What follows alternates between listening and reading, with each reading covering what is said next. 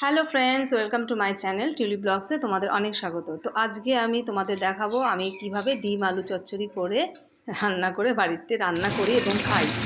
তো এই দেখো, ডিমগুলোকে ভেজে নিচ্ছি তেলের মধ্যে।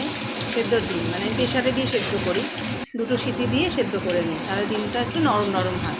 এবার তেলের মধ্যে শুকনো লঙ্কা, কালো জিরে দিয়ে দিলাম, দিয়ে একটু নাড়াচাড়া করে আলুটা দিয়ে দেবো। এবারে আলুটা আমি দিয়ে দেবো, দিয়ে একটু নাড়াচাড়া করবো।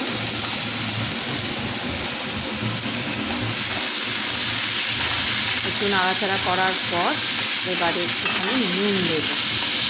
এবার তোমরা তোমাদের স্বাদ অনুযায়ী নুনটা দিতে পারো, কেননা আমি একটু নুন ভালো খাই, আমি একটু বেশি খাই।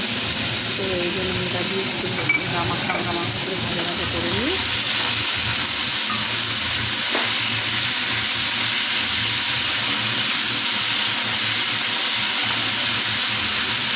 এবার একটু জল দিয়ে দেবো, জল দিয়ে দেওয়ার পর একটু ঢাকা দিয়ে দেবো। ও না, সরি, একটু হলুদটা দিতে হবে। হলুদটা দেওয়ার পর একটু হলুদটা কম কম লাগছে, আর একটু দিয়ে দিতে হবে। অনেকটাখানি হলুদটা দিয়ে নিই। এরপরে নাড়াচাড়া করার পর আমি ঢাকা দিয়ে রাখবো, 4-5 মিনিট ঢাকা দিয়ে রাখবো। ঢাকাটা খুলে ফেললাম। এবার আমি অ্যাড করবো একটু লঙ্কা, কাঁচা লঙ্কা দুটো ভেঙে দেবো, আর 4-5টা একটু গোটা গোটা রাখবো, যেহেতু আমার মা মানে বাড়ির শাশুড়ি ঝাল বেশি খায় না।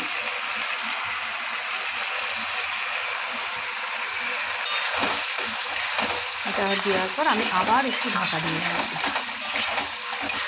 যাতে একদম গামাখা হয়ে যায়। তার মাঝে ডিমটাও দিয়ে নেব।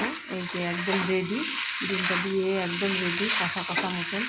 কষা ঠিক না, আলু চচ্চড়ি যেমন হয় কিন্তু খুব টেস্ট হয়, খুব টেস্ট হয়। তোমরা একবার খেয়ে বানিয়ে দেখো, বাড়িতে ট্রাই করো। মানে কোনো ঝঞ্ঝাট না, একদম তাড়াতাড়ি তৈরি হয়ে যায়। এই যে ঝটপট একটা বুলের মধ্যে রেখে দিলাম, এই যে দেখো রেডি। এবার খেলেই হলো। তো তোমরা একবার ট্রাই করো আর কমেন্টে জানিও কেমন হয়েছে।